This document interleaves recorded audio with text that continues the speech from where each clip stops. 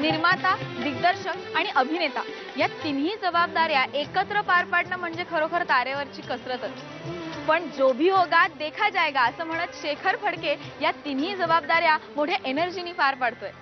Archana theatre सादर करीत आहे शिरीष लाटकर लिखित आणि शेखर फडके निर्मित, दिग्दर्शित आणि अभिनीत जो भी होगा देखा जाएगा.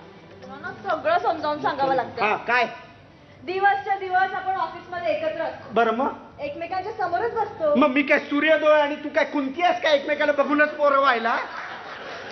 राजू, मग हे तू कॉलेजमध्येच असताना मला का नाही बोलला? कसं सांगणार? तेव्हा तू त्या मूर्ख सदावर भाळली होतीस. स्वप्नात मला मूर्ख म्हणतोय हा लेखाचा.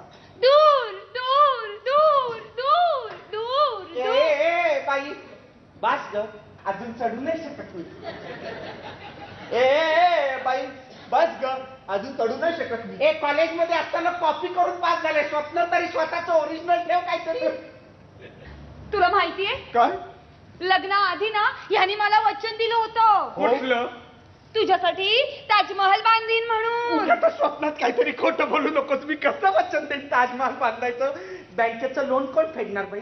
आणि त्यातून त्याचं डिझाईन चोरलं म्हणून शहाजांनी माझ्यावर केस ठोकली तर काय करणार?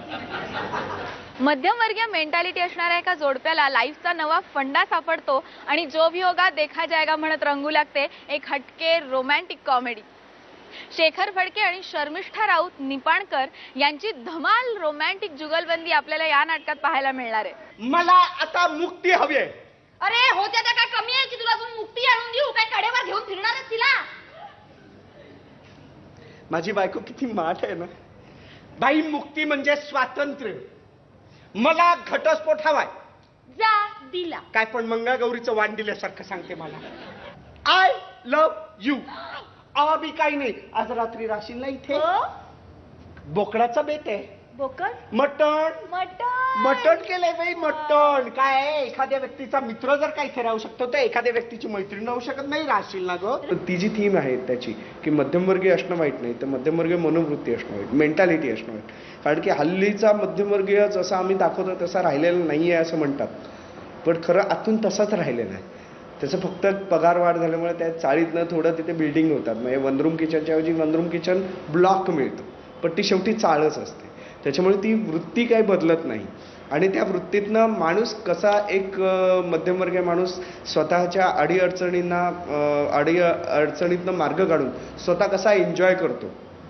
म्हणजे भांडणं असतील त्यांच्या दोघात पण म्हणजे नवरा बायको, ती सुद्धा ते एन्जॉय करणारी काही जोडपी आहेत. बसून काय राहिलेस? पटकन ताट आण बघू. ये एवढं अच्छा मॉडेलिंग करते ना ऑफिस मध्ये, बरोबर आहे. काय बाबा, एका मित्राची मैत्रीण पटकन त्याच्यासाठी ताट घेऊन येते बघ, आणि एका मित्राची मैत्रीण फक्त फटकल मारून बसलेली असते खाली. हा वाडा. मला वाढायला नाही येत रे. मग नुसत्याच वाढायला येतं का? इथे येऊन बस लवकर. बसते इकडे दे. मी वाढेन मी वाढेन ना.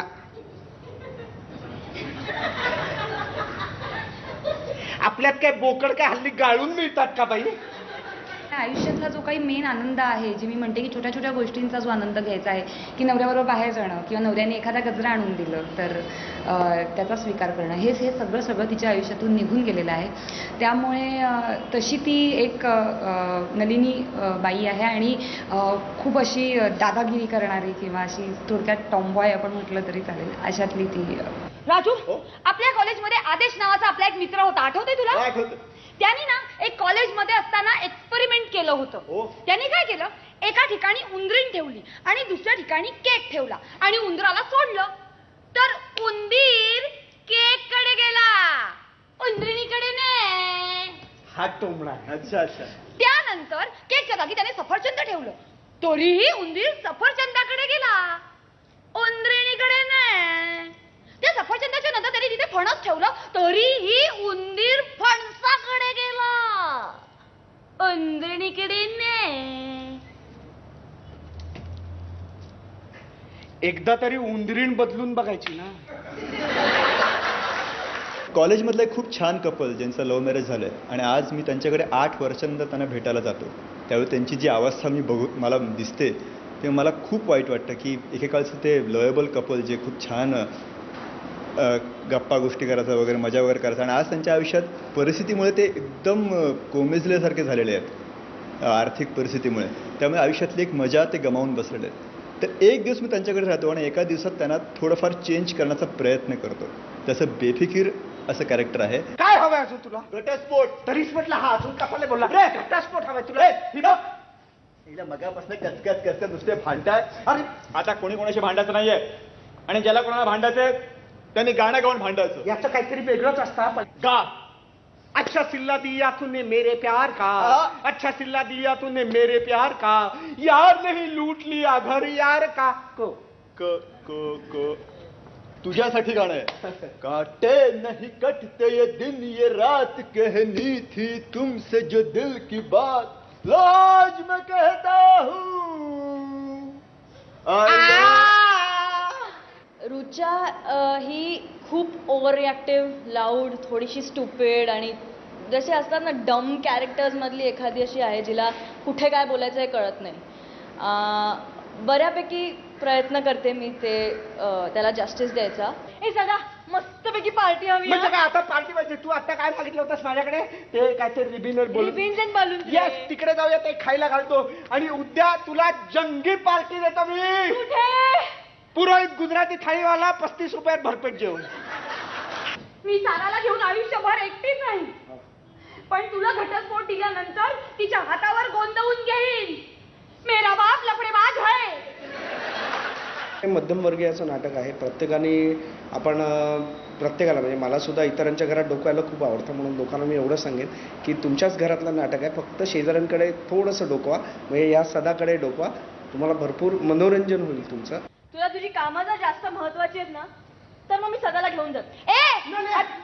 आला बघ माझ्याकडे. नवरा माझा. चुकलंच माझं. ए रुचा रुचा ए रुचा रुचा रुचा रुचा रुचा रुचा रुचा सांभाळ सांभाळ सांभाळ. एक गुड न्यूज आहे. आया तुला. आपल्या अप्रतिम कॉमेडी सेन्सनं गेली अनेक वर्ष बहुरूपी भूमिका साकारणाऱ्या शेखर फडकेची ही नवी इनिंग तुमच्या प्रतिसादात हाऊसफुल होईल अशी आशा करूया.